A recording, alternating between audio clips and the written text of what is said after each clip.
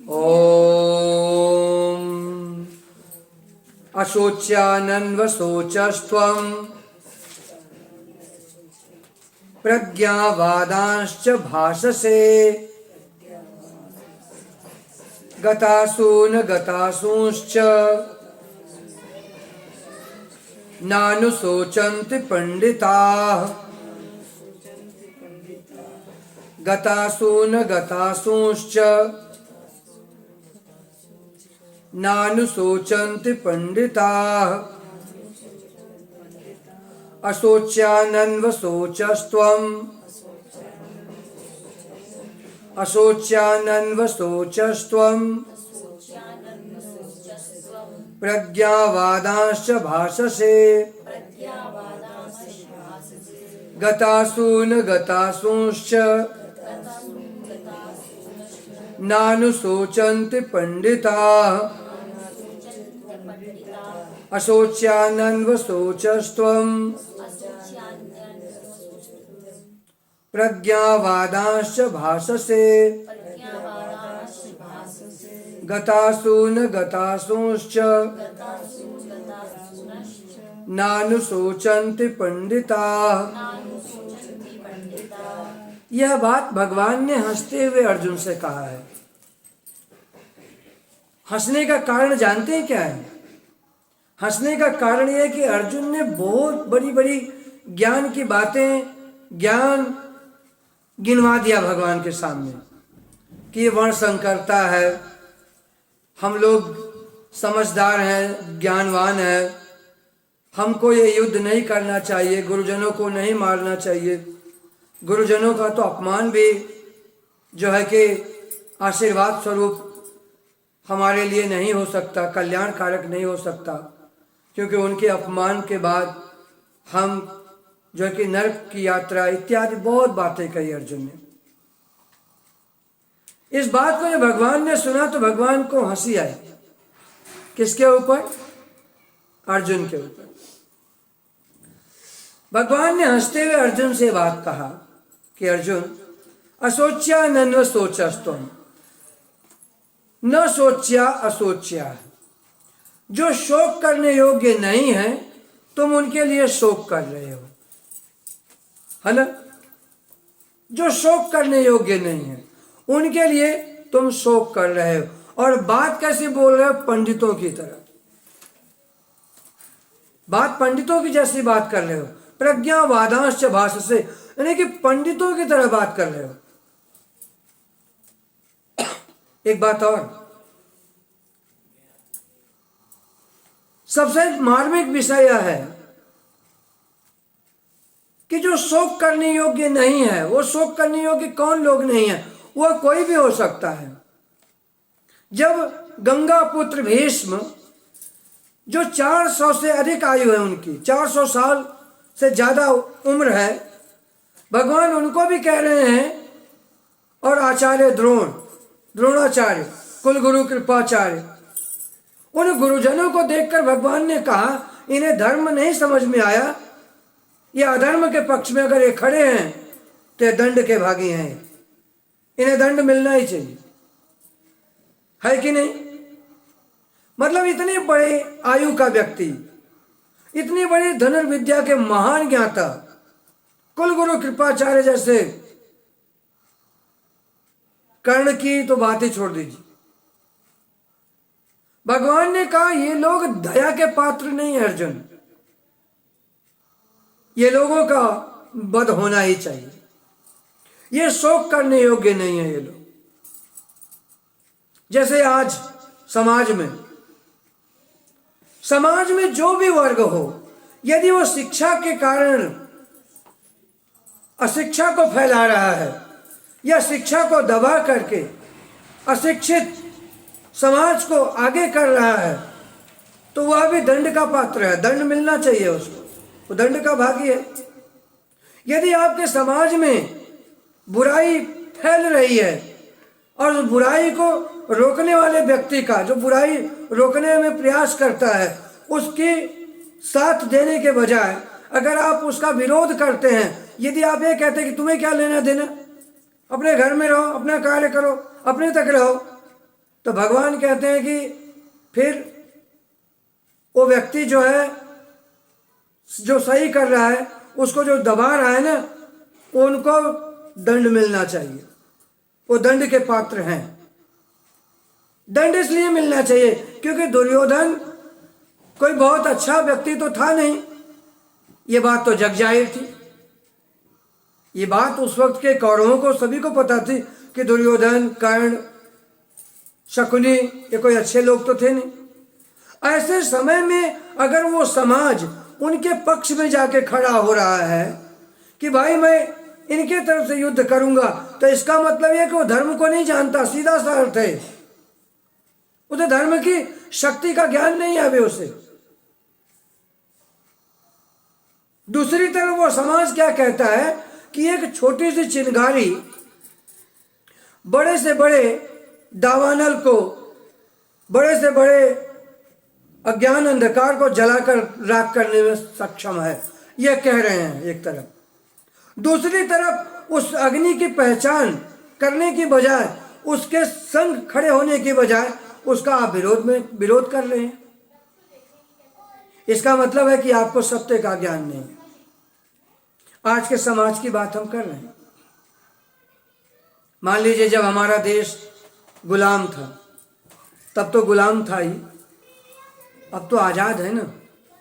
यदि आज आप आजाद हो करके भी आप अपनी संस्कृति का पालन नहीं कर पा रहे हैं, तो इसका मतलब यह हुआ कि आप जो है कि अधर्म के पाले में खड़े हैं, धर्म के पाले में नहीं हैं। लोकमान्य तिलक ने जब देश आजाद होने के लिए क्रांति लड़ रहे थे, क्रांतियां हो रही थी, तो लोकमान्य तिलक ने 3 चीजों को मुक्त करने के लिए कहा था। उन्होंने कहा था मेरे भारत में पहले भी शिक्षा मुफ्त में मिलती थी, शिक्षा मुक्त होनी चाहिए। शिक्षा में किसी भी प्रकार का कोई पैसे का कोई मतलब नहीं। शिक्षा जो है, शिक्षा, चिकित्सा और न्याय, शिक्षा, चिकित्सा और न्याय, ये तीनों चीजें निःशुल्क होनी चाहिए भारतवर्ष में, क्योंकि भारतवर्ष की परंपरा ही यही थी। और इस भारतवर्ष की जो परंपरा थी, इसी की बदौलत भारत ज्ञान में आगे था, ध्यान में आगे था। भारत के पास लोग अपार धन संपदा ऐसे ही नहीं लेकर के आते थे। वो इसलिए आते थे कि ये तो खुद सन्यासी लोग हैं, इनको देने से हमारा नुकसान नहीं होगा। लेकिन हमने क्या किया, हमने क्या किया कि चिकित्सा में और शिक्षा में और न्याय में आज वर्तमान में जितनी ज्यादा घूसखोरी है, जितनी ज्यादा रिश्वतखोरी है, जितना ज्यादा व्यापक रूप से जो है कि करप्शन फैला हुआ है, उतना ही ज्यादा से ज्यादा समाज अधःपतन की तरफ चलता चला जा रहा है। पढ़ाई करके, मान लो एक बच्चे ने पढ़ाई किया, डॉक्टर की पढ़ाई किया, पढ़ाई करते करते पूरा उसने जीवन लगाया, मेहनत किया। अब किसने लगाया पैसे? उसने पैसे लगाए कम से कम मान लो 25 लाख 30 लाख उसने अगर लगाया और वो डॉक्टर बना, तो डॉक्टर बनने के बाद पता क्या करेगा? वो जैसे तैसे एन के प्रकारेण वो 25-30 लाख पहले आपसे निकालेगा। ठीक है, आईएएस बनाओ, आईएएस बना उसने, मान लो उसने 1 करोड़ फूंक दिया उसने आईएएस बनने में। अब जो उसने 1 करोड़ आईएएस बनने में जो फूंक दिया, लगाया, अब उसका ध्येय क्या होगा? उसका ध्येय ये होगा कि पहले मुझे ये 1 करोड़ निकालना है, पहले मैं इसको लूंगा। ठीक है, अब वो निकालते समय वो जब जाएगा, जब देखा कि भाई यहाँ पे करप्ट लोग हैं, यहाँ पर तो पहले से घूसखोरी है, यहाँ पे सामने के दरवाजे पे लाइन लगी है, पीछे के दरवाजे वाले अपने आप मोटा रकम रखते हैं और काम होता है तो बताइए वो किस पे काम करना शुरू करेगा? उसने कहा कि भाई मैंने इतना लगाया, मुझे निकालना है, वो पीछे के मार्ग का ही अनुसरण करेगा। वो ईमानदार कभी नहीं रह सकता। ईमानदार होता कौन है आजकल के समय में? आज के समय में ईमानदार वही है जिसको बेईमानी करने का मौका नहीं मिला है, वही ईमानदार है।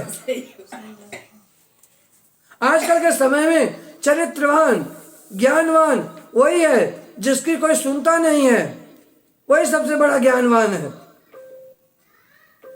लेकिन जिसको लोग सुना रहे होते हैं, जैसे मान लो आज बहुत से लोग हैं, वो क्या कहते हैं, कहते हैं जी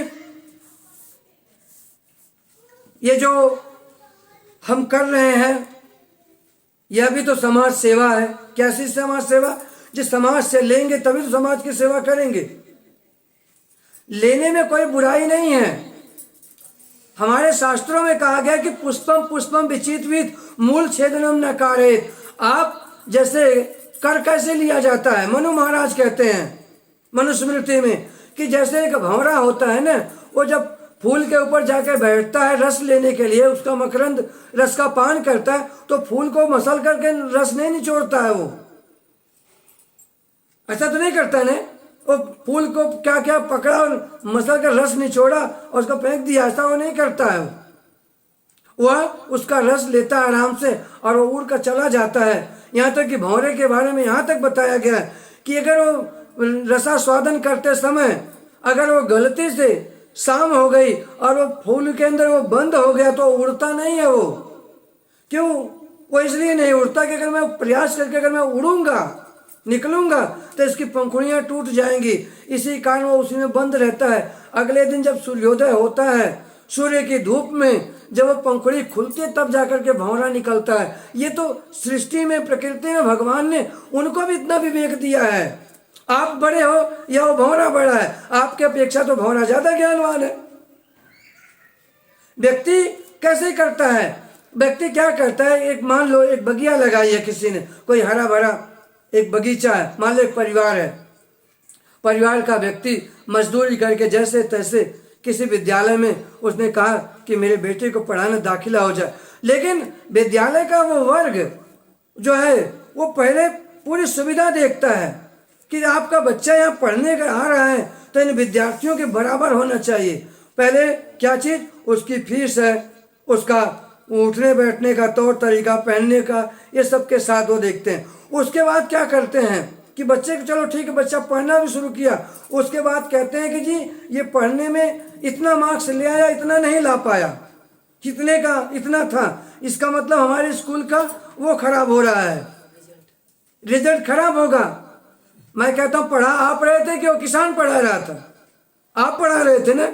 अगर वो रिजल्ट जो 80% के बजाय 35%, 50% ला रहा है तो जिम्मेवार आप हैं, क्योंकि पढ़ा आप रहे थे, वो किसान नहीं पढ़ा रहा था। किसान ने क्या किया? आपको पैसे दिया, आपने मांगा था, आपने कहा कि 50,000 हमें दो, उसने जैसे तैसे 50,000 इकट्ठा किया, आपको दे दिया। अब आपकी जिम्मेवारी, आप उसे पढ़ाइए, पढ़ा करके वो रिजल्ट अब आप उसको दीजिए। ये प्रश्न तो किसान को करना चाहिए, नियमतः किसान ये बात पूछेगा ना कि जी। लेकिन क्या करते हैं ये, क्या करते हैं ये समाज, जो आज का जो समाज है ना, ये इतना भ्रष्ट, इतना पतित समाज हो गया कि ये समाज कहीं रुकने का नाम ही नहीं ले रहा है।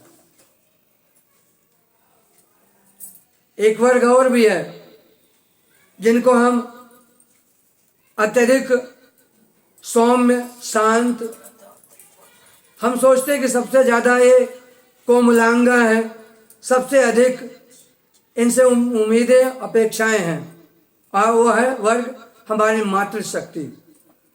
हमारी जो मातृशक्ति है, मातृशक्ति अगर चाहे तो वो बहुत कुछ ठीक कर सकती है। मातृशक्ति के हाथ में बहुत कुछ है, वो ठीक कर सकती है और कई जगहों पर ठीक किया है। क्या होता है, एक जुटता होनी बहुत जरूरी है। सबसे पहले के समय की हम बात बता रहे हैं। राजा अश्वपति, राजा अश्वपति जब वो अपने राजकाज में काफी व्यस्त रहा करते थे तो उनकी जो पत्नी थी, उनकी गृह स्वामिनी, उन्होंने कहा कि हम चाहते हैं कि हम भी समाज में उतरें, हम भी समाज में उतर कर कुछ कार्य करना चाहते हैं। कहा कि कैसे, किस प्रकार से आप करेंगे?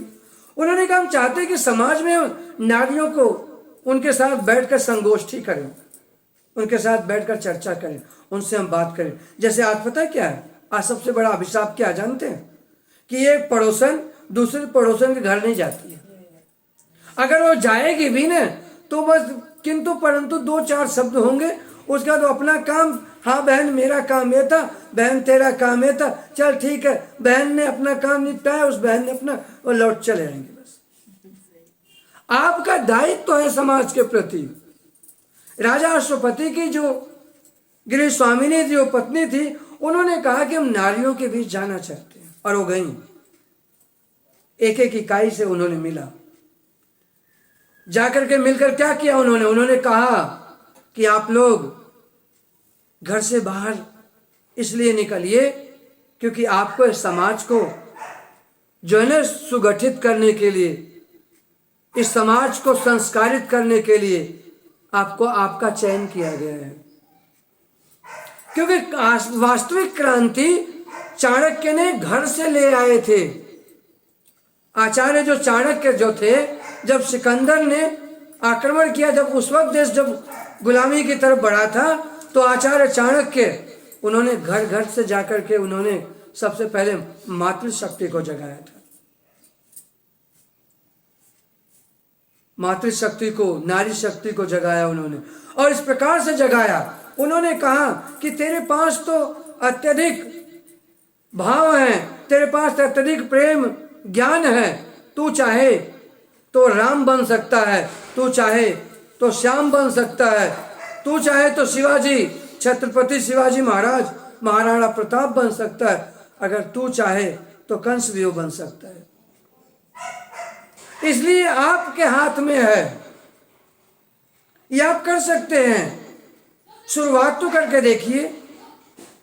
और वो शुरुआत करने का मतलब ये नहीं है आपने, देखिए महिमा इस चीज की नहीं होती है, महिमा इस चीज की भी होती है कि एक गिरे हुए व्यक्ति को अगर आपने उठाया है तो परमात्मा आपको देख रहा है, उसके नज़र में आपने एक गिरे हुए व्यक्ति को उठाया है। आपने गिरने का काम नहीं किया, गिराने का काम नहीं किया। लेकिन जो गिराने का काम करता है, कहते हैं कि वो व्यक्ति जो है ना पातकी कहलाता है। और उस पातकी का कल्याण कैसे हो सकता है? उसको तो दंड मिलना ही मिलना है। इसलिए एक बात और ध्यान से समझिए आप लोग कि आप लोगों के ऊपर समाज का सबसे ज्यादा दायित्व है इसको जगाने में।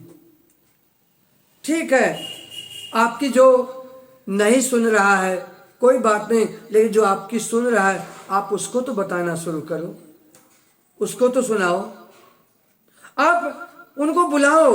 अब जो पसंद हो, मान लो अगर किसी को रामायण रामचरितमानस पाठ करना पसंद है, आप उसको उसके बहाने बुलाओ।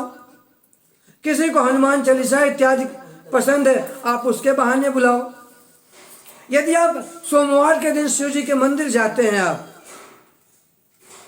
सोमवार के दिन यदि शिवालय जाते हैं, शिव जी के मंदिर जाते हैं आप, तो आप वहां जा करके आप वहां पर जो है कि बैठकर उनको भी कहिए कि आओ मिल करके हम कुछ समय हम मंत्र जाप ही कर ले, मंत्र उच्चारण ही कर ले। लेकिन हम ऐसा नहीं करते हैं। ऐसा हम क्यों नहीं करते? क्योंकि हम निहित स्वार्थों की बेड़ियों में जकड़ गए हैं। हम